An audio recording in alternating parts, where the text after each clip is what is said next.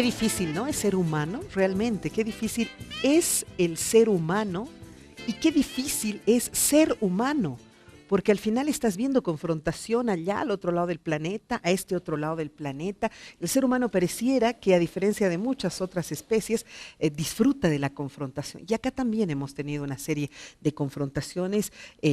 Han habido en Venezuela varios hechos que han generado una serie de polémicas, inclusive en la Organización de Estados Americanos. Arrancaremos con una alocución muy pequeña, como de repente solamente una introducción para que luego yo pueda presentar lo que nuestro canciller dijo ayer en la OEA. Arrancaré contigo, por favor. Venezuela, la OEA, ¿cómo lo lees todo esto?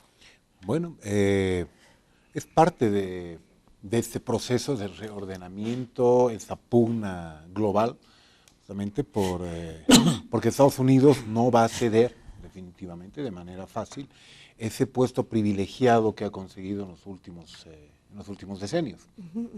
Entonces, esa pugna llega y se extiende desde el Medio Oriente y llega también a Latinoamérica. No puede permitirse Estados Unidos tener un subcontinente que no les responda. Voy contigo, Franco, así también de breve como dice Manuel. Bueno, yo creo que al margen de eso, aquí hay un problema clarísimo. La total deslegitimación del régimen chavista, la crisis absoluta de ingobernabilidad del presidente Maduro. Ese es el nudo de la cuestión. El sufrimiento de la gente, de la población civil, que no se puede sacar de encima un mal gobierno. Entonces, sin duda, aquí también se ha activado la Carta Democrática. Ahora que la Carta Democrática esté en manos de la OEA y la OEA esté en manos de los Estados Unidos, es otro problema. Pero aquí el nudo de la cuestión es ya la destrucción del chavismo y los visos muy preocupantes de dictadura que en este momento está causando serias dificultades y al mismo tiempo un sufrimiento en la población civil también que podría degenerar en violencia. Ok, lo mismo. A ver, bien breve. Es brevísimo, dos salidas que creo que tiene Venezuela, ¿no? Empezar un proceso pactado de transición política, que creo que no tiene otro camino el régimen de Maduro, o el segundo es caerse, ¿no?, con el régimen. Desplomarse y caerse con el régimen puede tener un alto costo, social, no solamente social, sino me imagino en vidas humanas, que es un tema que ya es nítido en el nivel de polarización que tiene la sociedad venezolana. Tengo a uno de los asambleístas de Venezuela, que además, como otros, totalmente magullado, maltratado, se ve que ha habido una confrontación real, hace unas denuncias muy intensas. Vamos a escucharlo, por favor.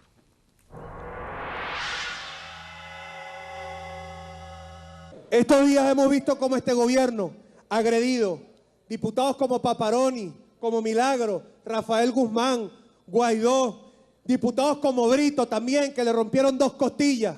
Hemos visto cómo este gobierno ha agredido a los periodistas. Hemos visto cómo este gobierno ayer metió preso a Frederick Pinto, que es cornista del Sistema Juvenil de Orquestas de Chacao, lo metió preso porque llevaba su instrumento en la mano. Yo quiero también agradecer, y no pido un aplauso, sino una ovación para estas cámaras y estos periodistas, quienes nos han defendido y han salido por esas imágenes, todas las agresiones que nosotros sufrimos día a día por la represión de un gobierno que no cree en la libertad. Miren, señores, esto se quita con puntos y con reposo. Esto no duele más que los golpes que sufre cada madre que tiene que salir a enterrar a sus hijos porque se lo asesinaron. Esto no duele más que los golpes que tiene que comer cada joven que sale a buscar comida en la basura. Esto no duele más que cada abuelo que no encuentra medicamentos en el país. Y aquí los únicos culpables de esta desgracia que nosotros estamos viviendo son los del gobierno. Eres tú, Maduro, son los magistrados, es el defensor del puesto. Son ustedes los que hoy están en el gobierno, los que tienen a este país en la miseria. Los colectivos chavistas. Por Dios, ahí está. Esto es lo que está sucediendo en Venezuela. Manuel. A mí me recuerda mucho la época de Allende. La gente que tiene un poco más de 45, 50 años, quizá puede recordar la guerra económica, el cerco económico que se operó en bueno, a principios de los años 70 contra el gobierno socialista, el gobierno democrático de Salvador Allende. Una guerra económica brutal que sacaba los medicamentos de las farmacias, que generaba ocultamiento de alimentos. Aquí también en la UDP nos han hecho eso, ¿no? ¿Te acuerdas? Hacían lo mismo, una guerra al gobierno. Definitivamente, pero ahí lo que se pudo ver en los años 70 en Chile fue una actuación internacional que ha sido además aceptada por Estados Unidos, definitivamente, y que ha devenido ¿en qué? Ha devenido, obviamente, en un golpe de Estado. Ha devenido en un golpe de Estado. O sea, ahí está apuntándose esto. Cuando nosotros oímos, por ejemplo, ese tipo de asambleístas que tienen toda la legitimidad, la representatividad también de sectores de la población, culpando al gobierno de Maduro por la escasez de alimentos, cuando son las grandes empresas las que distribuyen, importan los alimentos en Venezuela, cuando están acusando de manera totalmente clara al gobierno de utilizar la violencia, un gobierno que quieras o no ha sido elegido en las urnas. O sea, estamos en un mundo al revés, donde aquellos que quieren tumbar a la fuerza un gobierno, aquellos que limitan el ingreso de alimentos a un pueblo, son los que se plantean como las víctimas y como los representantes de la democracia. Wow. Okay. Muchas gracias, Manuel. ¿Qué dices, Franco? No, está totalmente equivocado él, porque no hay punto de comparación entre el proceso de la Guerra Fría y el golpe militar de Allende con lo que está sucediendo actualmente, ¿no? Entonces, ¿cuál es tu argumentación? La argumentación es clara, es decir, no vamos a escuchar las mentiras que viene a plantear aquí, que estamos ya cansados. Si hubiera una guerra económica, ¿no?, y el socialismo del siglo XXI y la gran capacidad de Maduro fuera el cenit de lo que significa la democracia, entonces, ¿por qué no resuelve eso? ¿Qué acaso el voto popular, la fuerza de Maduro, del chavismo, las enormes masas que no quieren salir del socialismo, ¿por qué no entonces destruyen, persiguen y finalmente vencen la guerra económica? Aquí se trata de una sola cuestión, la incapacidad para gobernar y satisfacer los intereses de las grandes mayorías que sí efectivamente votaron por Chávez y probablemente por Maduro, ahora están en contra. Se habla aquí de un proceso contrademocrático. ¿Por qué Pero eso no lo dirán se reconoce las urnas en su momento, ¿no? Exactamente, ¿por qué no Eso se lo reconoce dirán la las urnas. posibilidad del referéndum revocatorio de mandato? Maduro ha rechazado la posibilidad del referéndum, no se va a hacer, y también ha suspendido las elecciones para gobernadores o bueno, las estaduales y las municipales, porque saben que ya van a perder. De hecho, ya perdieron el control del poder legislativo. Sí. ¿no? ¿Cuánto tiempo más le queda a Maduro? Le quedan 2 años más. ¿no? Okay. Pero justamente por eso el Tribunal Supremo de Justicia ha usurpado las principales funciones del legislativo para fortalecer el presidencialismo, la autoridad de Maduro y definitivamente dar un golpe de Estado institucional. A ver, ¿qué opinas? Dos cosas que hay que diferenciar en lo que hemos estado tratando últimamente en los medios de comunicación. Uno, el papel de la OEA, que si bien es cierto puede estar altamente cuestionado porque Es la negar la segunda parte, de influencia, repente, ¿no? la influencia de los Estados Unidos es innegable en el tema de la Organización de Estados Americanos y la correlación de fuerzas políticas, pero un otro tema en el cual deberíamos detenernos mucho más Sin es duda. ver la situación De política de Venezuela, Venezuela correcto. como tal. Porque ¿no? estos no son consecuencias. No, y además solamente, ¿no? te vuelve el debate bastante confuso, ¿no? A ver, hay dos cosas fundamentales que son dignas del análisis en Venezuela. Uno, que tienes una oposición política, y no se puede negar en ello, que está dispuesta a derrocar, cueste lo que cueste, Correcto, a a cualquier Nicolás precio, Maduro. sin Es duda, decir, sí. ahí tienes tú de este bloqueo, de el tema Bloqueo de guerra económico sucia, también, sí. de el Guarimbas. tema de, o sea, eso es aquí cualquier arma vale para tirar al régimen de Maduro, De acuerdo. generar espacios de violencia. Pero no etcétera, podemos etcétera, negar que hay etcétera. una mayoría importante Ahora, en el Parlamento.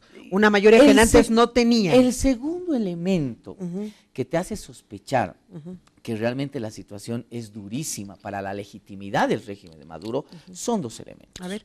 Uno, la todavía negación sistemática, ya lo han reconocido la comunidad internacional, a dar amnistía a los presos políticos que se han tomado, que la mayoría son líderes políticos de oposición.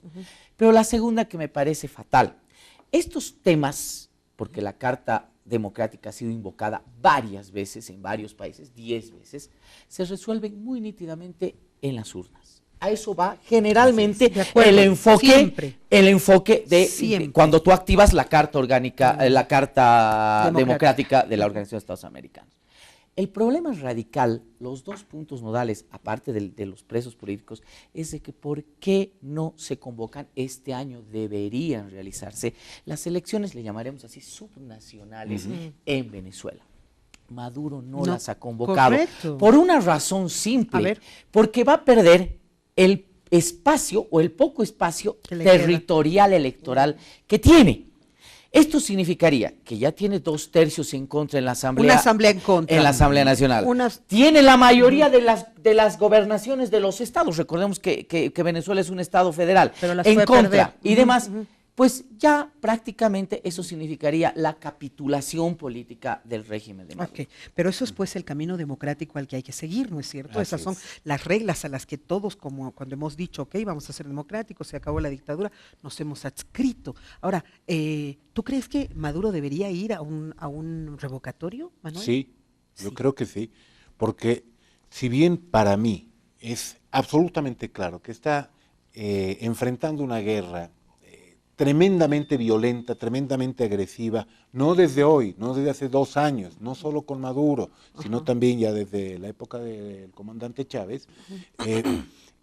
Eso es algo, creo que a esas alturas hay que ser muy cerrado para no darse cuenta de que hay un proceso de radicalización cada vez más acentuado contra el gobierno bolivariano, ¿sí? Por un lado. Y por otro lado, evidentemente, creo que la única vía, el único camino, es buscar mecanismos democráticos. Y eso ¿sí? pues podría o asentarlo definitivamente, decir, señores, sigan pataleando, yo tengo el voto popular y quedé aquí y me ratifico, o bueno, pues reconocer pero yo no que estoy de acuerdo con el revocatorio, porque además ya la voy a ir sociedad de así, Venezuela lo ha desechado. ¿Tú crees que debería ir también Maduro al revocatorio? Por supuesto. Se ha hecho todo el procedimiento, se han recogido el triple de las firmas que se necesita y es evidente que la oposición ha ganado espacio democrático, espacio en el Congreso. Correcto, pero un revocatorio, teniendo él controlado de alguna manera este Tribunal Supremo Electoral, llamaremos, podría también darle la razón. No, ¿por qué? Porque sería imposible realmente hacer un fraude y desconocer el voto popular. En este momento el voto popular con seguridad revocaría el mandato. ¿Tú no estás de acuerdo en que vaya? Por una razón básica, porque además... Porque ya son dos, uno de la oposición y uno del oficialismo que dicen pero escúchame, es que esto es lo que siempre la OEA ha trabajado así, lo ha hecho con nuestro país, cuando estábamos con el tema de la media luna y demás. No, los cambios políticos no pueden ser abruptos porque te pueden generar violencia. La realización de un revocatorio en Venezuela te puede generar ya el último aleteo del régimen de Maduro. Yo estoy convencido que los resultados de ese proceso revocatorio podrían generarte violencia, pero enconada en Venezuela, ¿no? Una confrontación completa. Es decir, es decir, pones toda la carne en el asador en el revocatorio.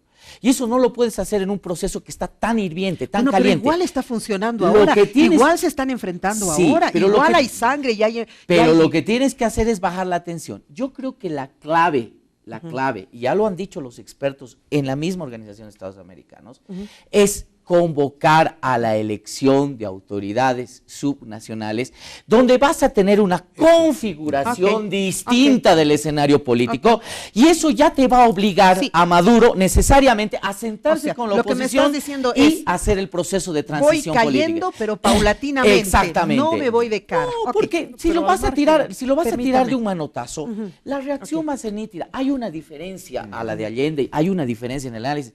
Maduro tiene los fierros bajo el control. Y eso es absolutamente importante. Es decir, tiene el ejército en su control. Entonces su caída no va a ser suavecita o no va a ser sencilla. Dependiendo cómo la maneje. Sin embargo, yo creo que también como parte de lo que ha significado este periodo, lo que ha sucedido internacionalmente y lo que en la Organización de Estados Americanos hemos tenido como un golpe a la institucionalidad, la presencia de nuestro canciller el día de ayer y también de la canciller muy vehemente, la canciller de Venezuela, ha sido impactante sin duda. Yo celebro la presencia de Guanacuni, sus palabras han sido, creo que trascendentes, y vamos a escuchar el material, por favor.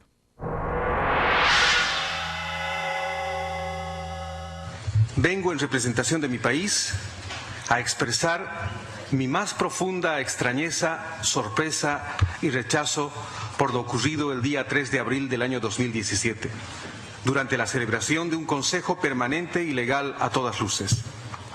Lo ocurrido en esa sesión es inaudito. Creíamos que los golpes de Estado ya eran parte del pasado, pero ahora nos damos cuenta que dentro de los organismos internacionales también se dan lugar a golpes institucionales contra sus Estados miembros. Y me refiero específicamente al desconocimiento arbitrario del presidente y vicepresidente de este Consejo Permanente que le corresponde a Bolivia y a Haití respectivamente. El Consejo Permanente del día 3 de abril fue ilegal por lo siguiente. 1. Ausencia de un número considerable de países en la sesión. Solamente participaron 21 países de 34. 2. El artículo 8, inciso A del reglamento, establece de manera clara que el que convoca las sesiones del Consejo Permanente es el presidente. La convocatoria después de la suspensión determinada por esta presidencia constituye una flagrante vulneración a la misma. 3. El artículo 6 del reglamento también es preciso al determinar que en caso de ausencia del presidente, el que asume es el vicepresidente, pero como Haití defendió con firmeza la legalidad y la institucionalidad, también fue excluido y desconocido. Pero la situación es aún más grave, pues ninguno de los dos estaba ausente, se encontraban en el mismo edificio de la organización, por lo que no existió impedimento alguno. 4. La ilegalidad continúa hasta el final. El artículo 57, inciso A del reglamento, establece que las decisiones del Consejo Permanente se toman por mayoría absoluta de votos de sus miembros, que exige 18 votos como mínimo. Por tanto, la aprobación de una decisión por consenso, cuando solo tiene 17 países de 34 se manifestaron, se encuentra al margen de lo establecido. Ahí está, con una precisión absoluta demuestra que sí, esto ha sido de repente una actitud desde todo punto de vista manipulada, diría yo, aunque también de repente era el momento ideal donde nuestro presidente por tempore podía haber hecho una presencia absoluta, una explicación maravillosa y una defensa en este caso, pero decidió retroceder, no sé, ahí ese fue el error, creo. ¿Qué opinas? Yo estoy plenamente de acuerdo con el canciller Guanacuni, ¿no? Se ha cometido una serie de excesos, porque finalmente la resolución de la crisis política en Venezuela y en cualquier otro país no dependen de organismos internacionales, depende justamente de una dinámica o democrática o finalmente de las decisiones del electorado en cada país, porque esa es la soberanía. Que se active la Carta Democrática porque es un conjunto de principios que lo reconocen la gran mayoría de los países que somos democráticos, es una cosa, pero de ahí forzar una salida cuando la soberanía está en manos del pueblo, de los votantes, de los ciudadanos, de las fuerzas políticas y de los países, sin duda exige que separemos las aguas. Tiene toda la razón el canciller cuando debió haberse respetado por lo menos la mayoría de los asistentes y el consenso para la toma de decisión. Pero también debería haberla llevado adelante y no suspendido nuestro representante, creo. Mira, ahí no me queda claro la situación, no me queda claro. Lo que sí trato de entender, ¿no? Lo que sí trato de entender es que al calor de los 17 países que forzaron la sesión en la OEA, por supuesto estaba la necesidad de alguna forma de emitir un voto político en contra del golpe de Estado que se realizó en Venezuela debido a que el Tribunal Supremo de Justicia usurpó ilegalmente y anticonstitucionalmente. Pero golpe con poderes, golpe no me digas, o sea, ahora protestaremos contra aquel golpe, yo te golpearé a ti para protestar exactamente. Entonces, el embajador boliviano, Pari, seguramente iba a tomar una decisión importante, pero suspendió la sesión. Ahí ¿no? fue el error, ¿no? Entonces, no me queda claro el contexto político. Sin duda, las aclaraciones que establece ahora Guanacuni son clarísimas. Sin duda.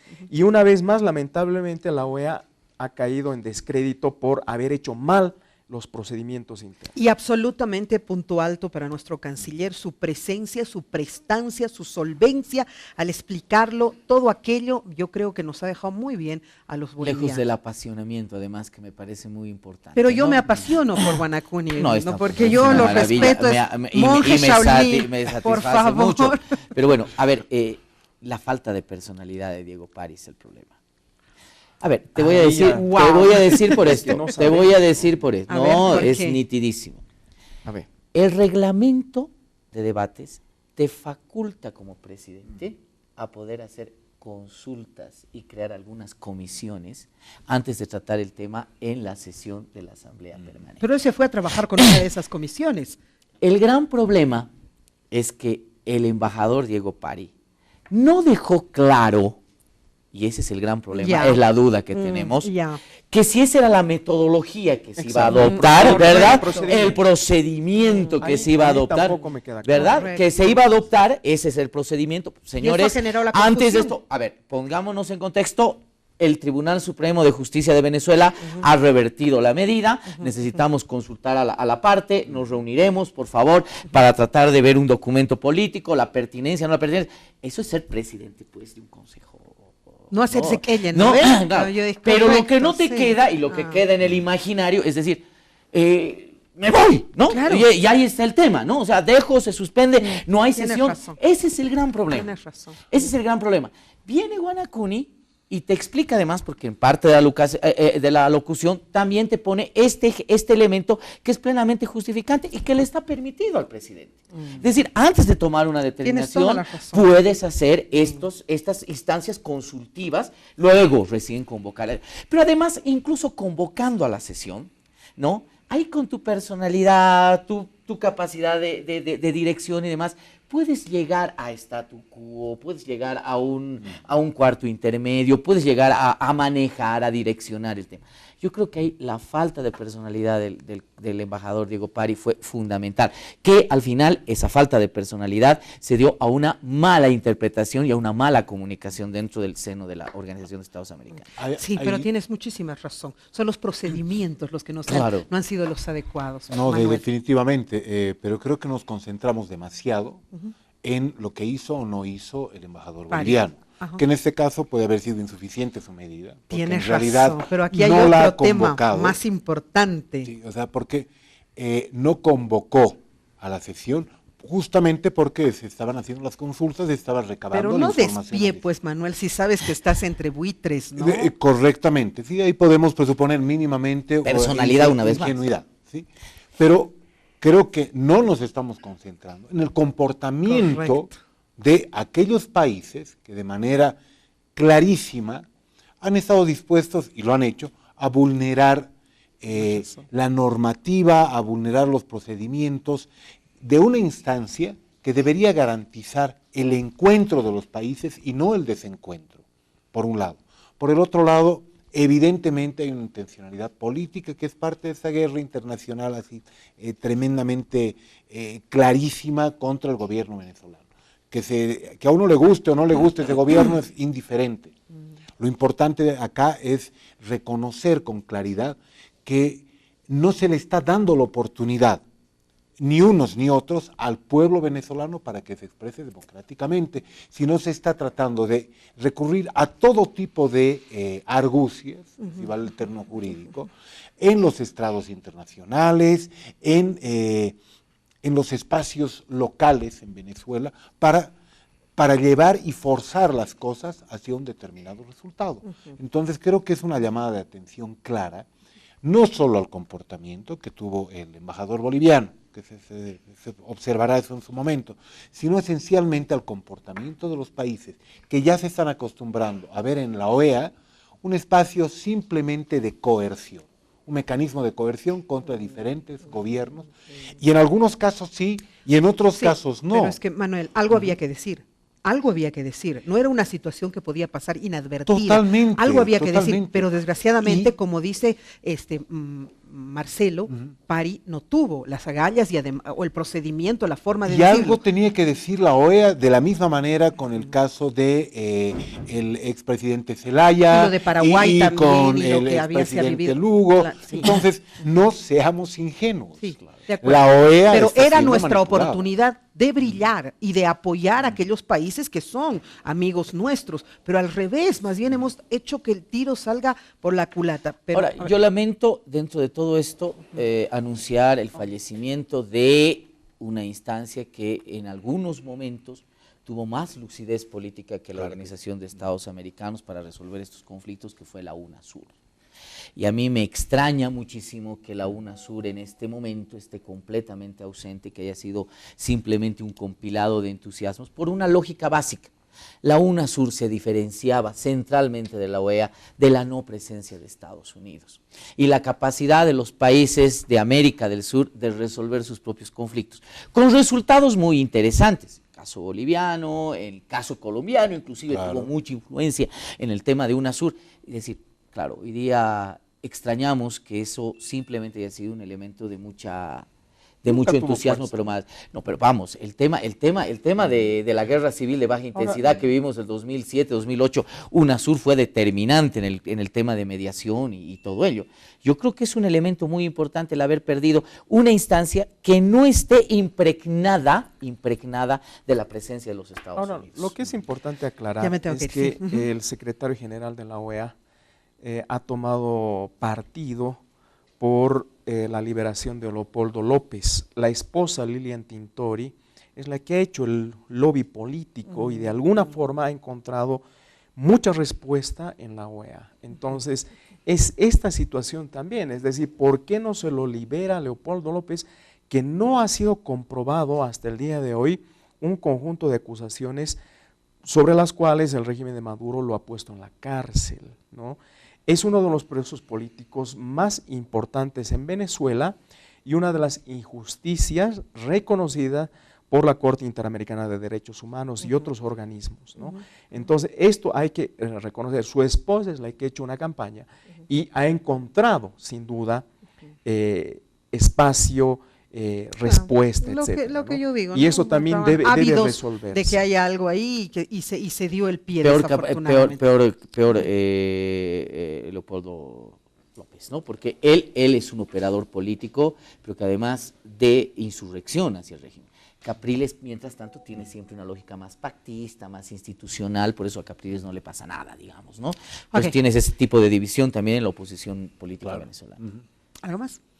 Bueno, simplemente lamentar que los países que son miembros de la OEA no tengan una actitud de respeto hacia sus propias instituciones y a sus propias instancias. Hoy lo hacen en el caso venezolano, mañana podrán hacerlo en un caso argentino, en un caso colombiano, en un caso boliviano, pero lamentablemente, bueno, pues estamos viviendo un proceso de canibalización terrible entre los países en un espacio que está pensado para hacer todo lo contrario. Es un espacio de encuentro, un espacio de discusión, no un espacio de coerción, ni una plataforma para ejecutar políticas de gobierno que van en contra de la autonomía, la soberanía y la misma democracia definida en los límites y en las condiciones que define su propia ciudadanía. Correcto. Ok, tengo que irme, pero creo que el programa ha sido fantástico, les agradezco tanto, realmente no me canso de admirar su conocimiento, de admirar cómo saben de temas inclusive que están al otro lado del mundo, realmente le hacía falta a nuestro país y a nuestra televisión tener programas de este contenido donde destaquemos y resaltemos el conocimiento de nuestros académicos. Muchísimas gracias. Franco, te esperan en la universidad, bendito sea Dios que eres docente, anda a seguir formando, por favor. Lo mismo, Marcelo, gracias. Anda, por favor, a seguir formando, los dos corriendo a esa calidad de docentes tenemos, qué importante. Y bueno, Manuel, gracias por estar con nosotros. Anda, seguía gobernando, por favor, porque nos hace falta aquello. Muchísimas gracias. Yo aquí seguiré haciendo televisión, que es lo que de alguna manera sé hacer. Muchísimas gracias. Hasta la próxima.